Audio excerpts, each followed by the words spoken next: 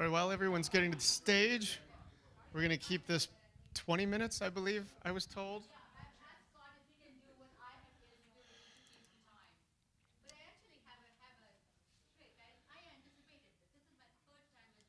Yeah.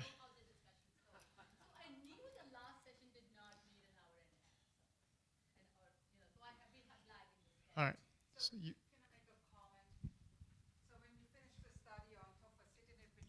we did not see increased side effect with methotrexate co-therapy. And just as a general comment, because we are in pediatrics, tofacitinib increases the risk of chickenpox by 3.5 times as fast in adults. So that's the only thing we really need to address, right?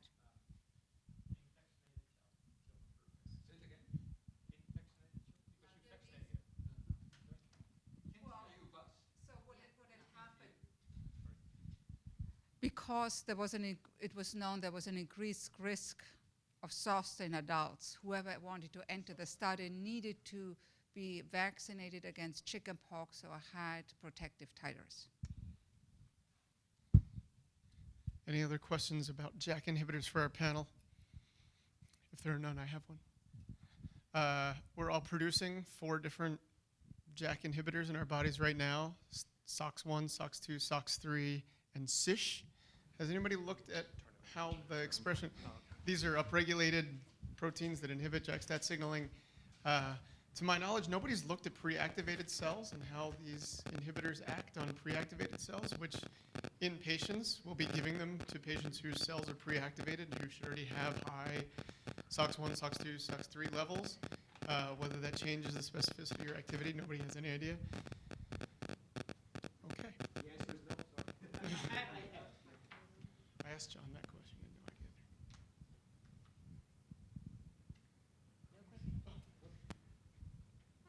Thank you. That was great.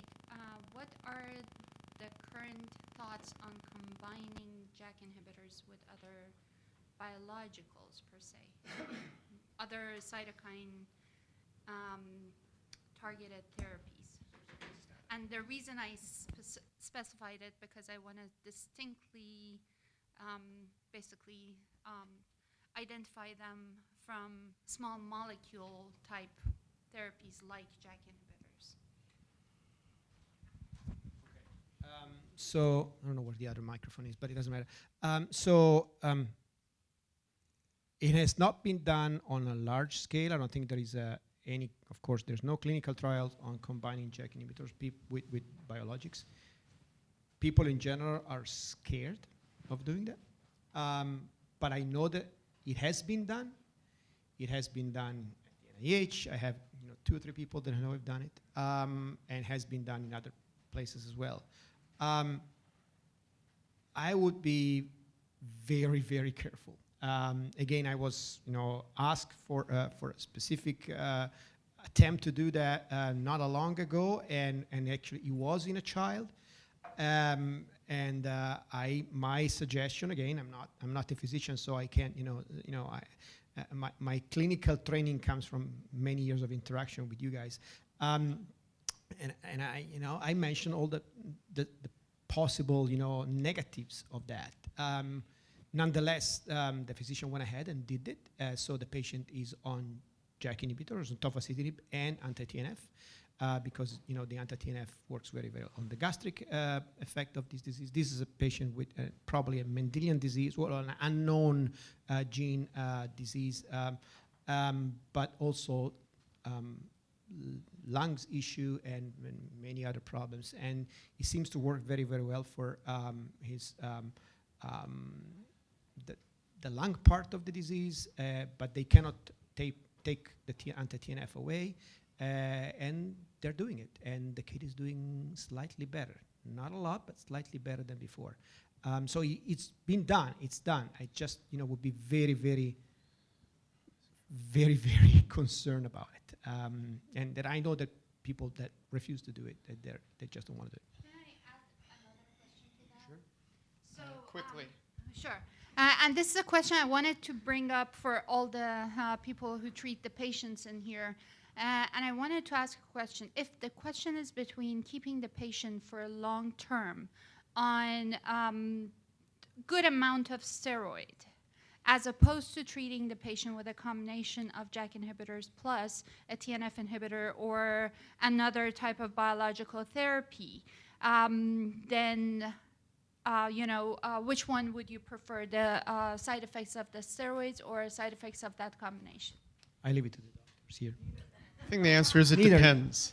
So Alexi should comment. You are N of 1? N of 1. I know of another N of 1.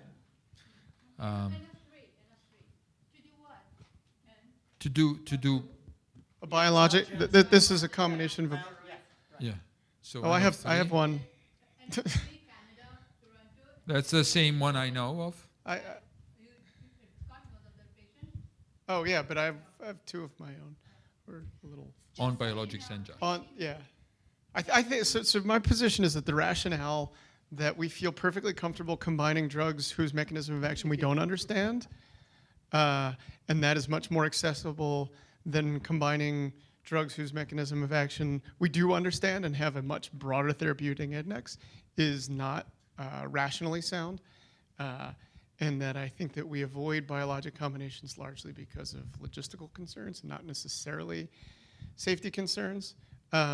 Notwithstanding that, these drugs do have their own side effects, but I don't know that it's more dangerous to combine tofa with anakinra than it is to combine tofa with methotrexate.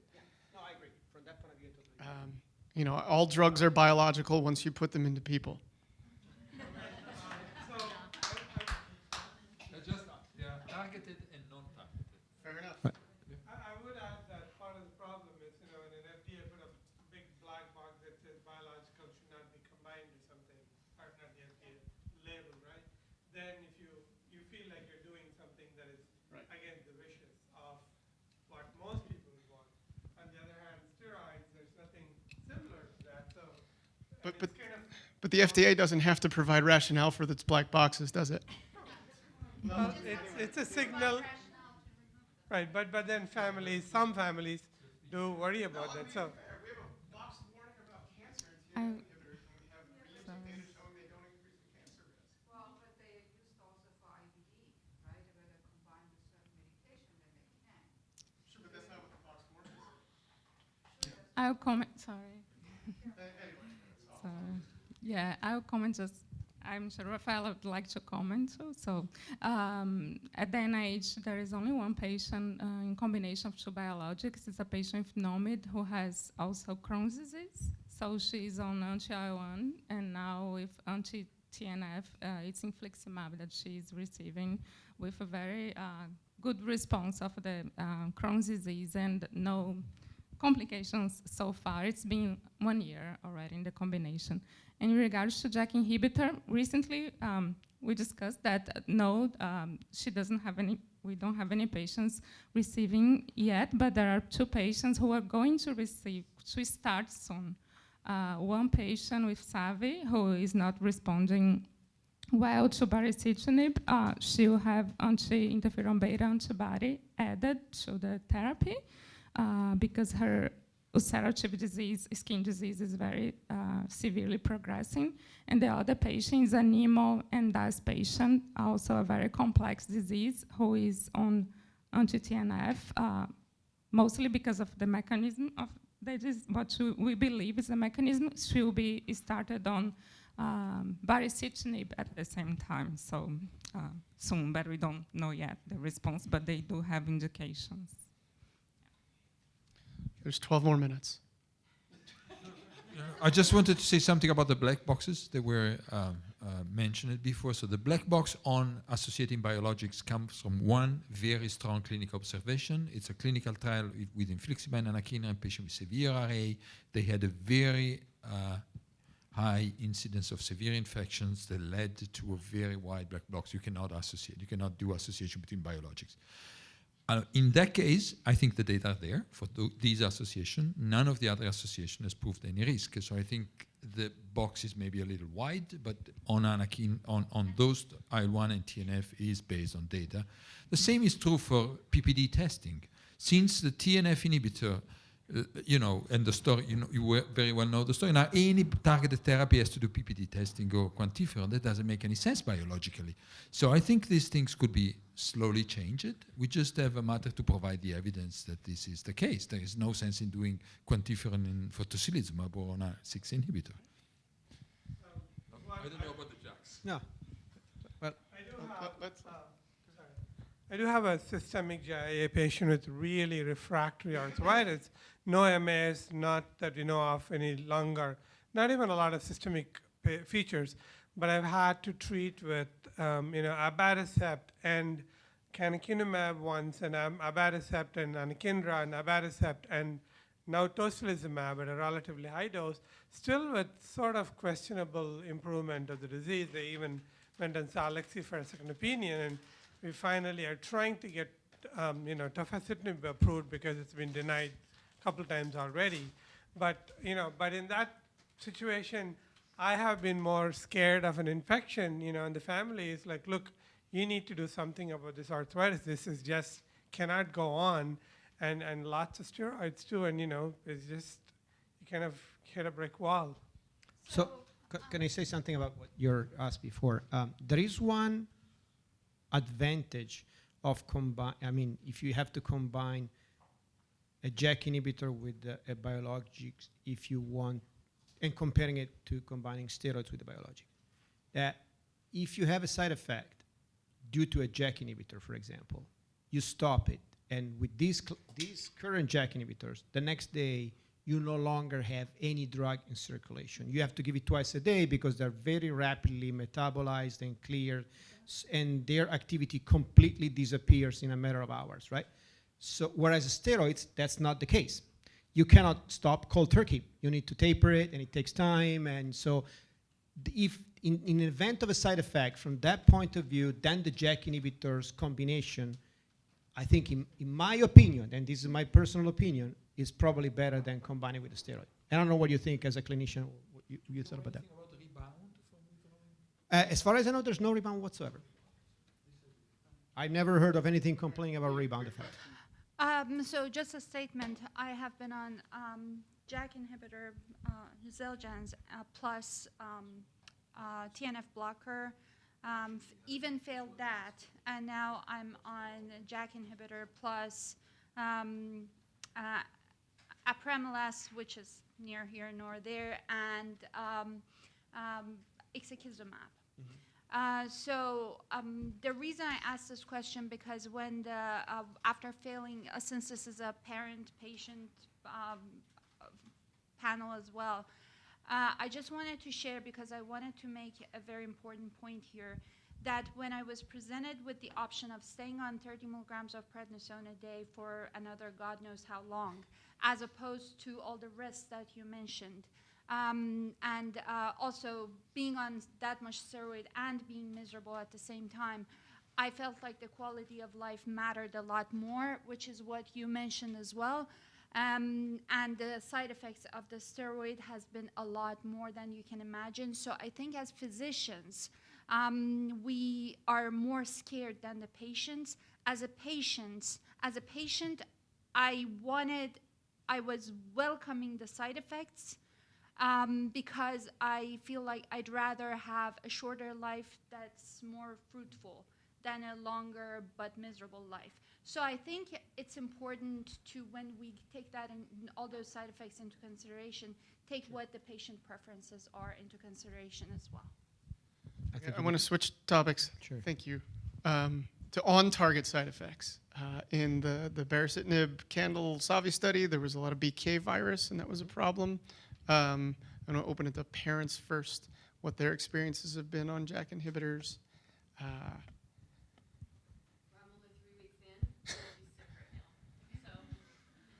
So And Hermina and it's a head cold, but now it's turned into she has lung secretions, and so we're hunkering down, wait, see what happens.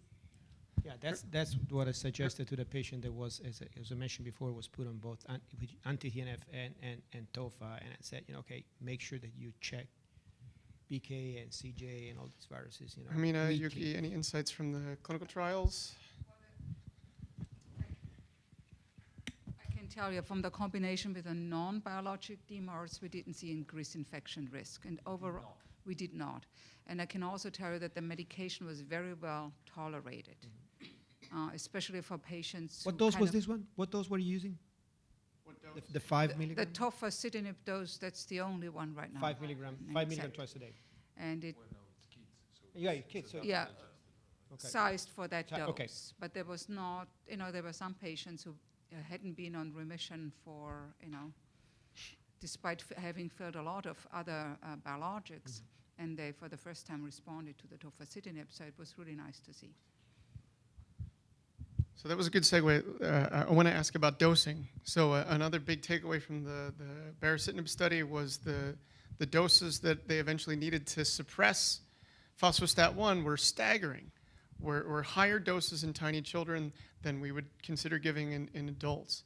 Now, is this just a baricitinib thing, or is this true across the class of drugs, that kids metabolize them much faster than adults? And the frequency of administration was also higher Yeah. for some patients, up to 5 times a day sometimes. What was your dose? Like 10 times higher than that is approved, right, for the SAVI patients? Because we reviewed the paper.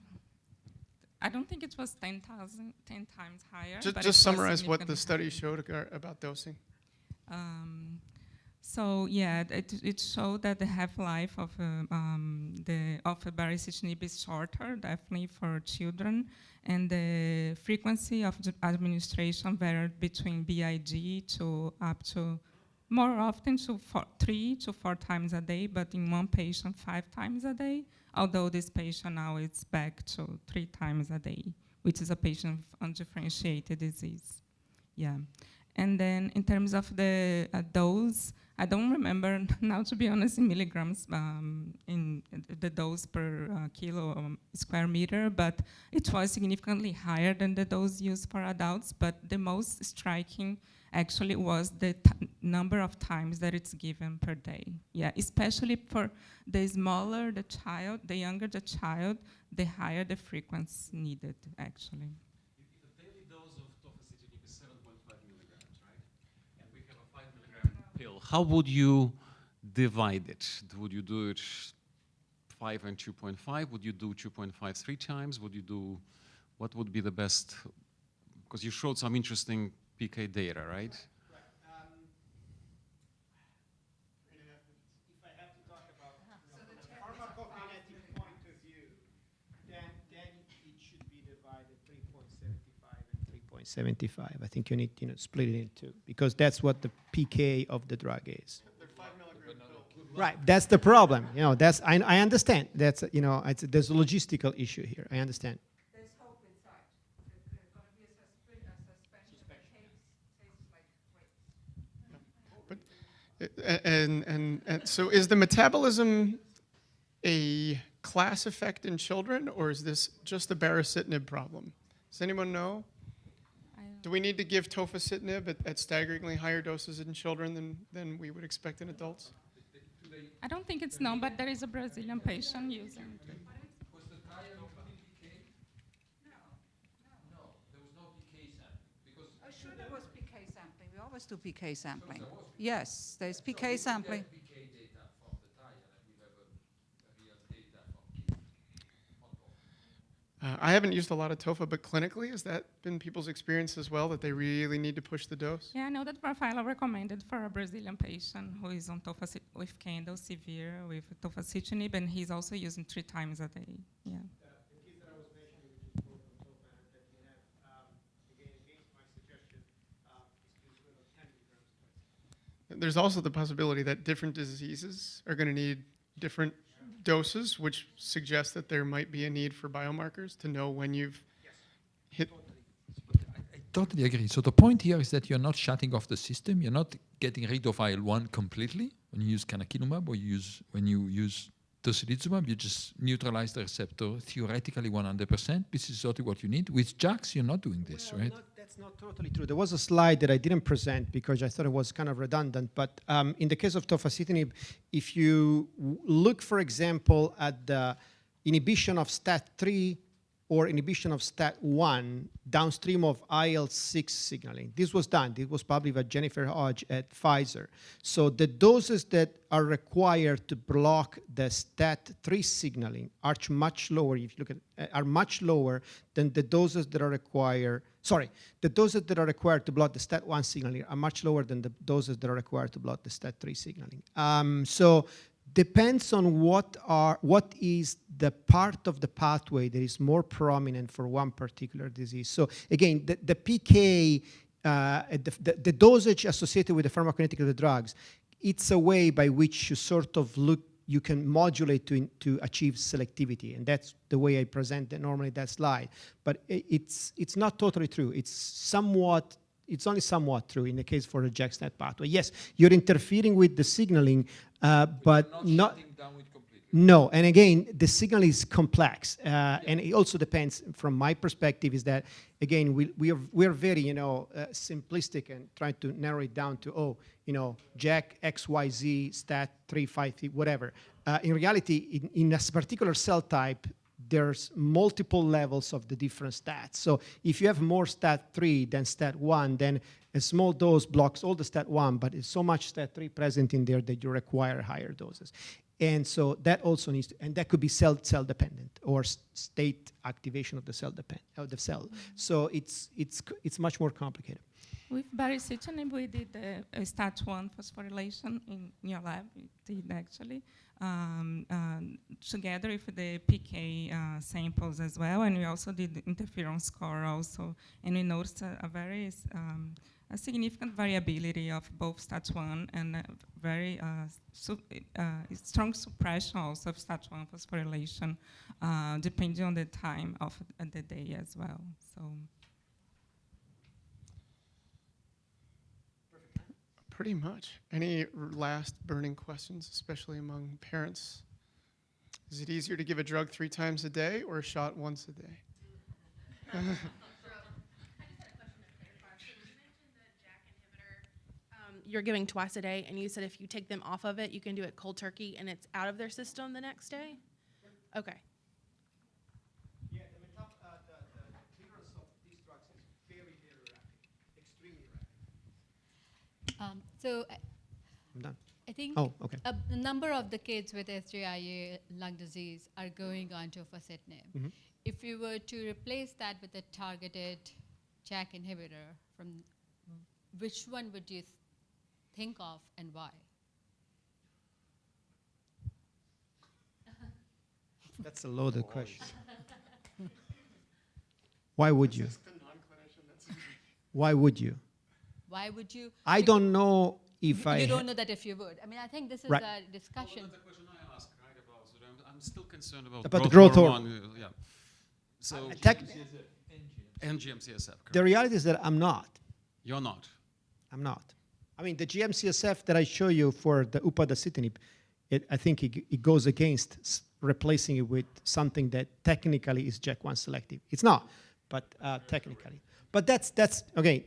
It's my opinion. So, I mean, why would you? I think if you look also from the point of view of patients here, right? The number of patients here that you have for a drug like tofacitinib is much, much higher than any of the JAK selective. Now, maybe in 3-4 years from now, we will have enough data about JAK1 selective inhibitors that will, prove me wrong. But at this time, I think a pan-JAK is still a better choice. Okay. Also because, again, I don't think we completely understand all the cytokines involved, even in the lung aspect of this disease, right? So we're blocking more than one. I mean, and it's not, I think that the success of something like tofacitinib in RA is because it blocks more than just 1 or 2 cytokines. With Vikram, right? We started JAK inhibitors in January. His IL-18 level was 100 something. 65,000. It was 124,000 before the IL-18BP. Then it went to 65,000. And then we stuck at that level, Yeah. and we added tofa, and now it's 20,000. So we also sort of possibly are getting some benefits there, and it may be exactly the non-selectivity of the drug that contributes to this effect. Okay. With that, we'll go on to. Two interferon. Imapalumab. And thank you so much, Scott, for doing that within time. I think that, you know, I might be called on again.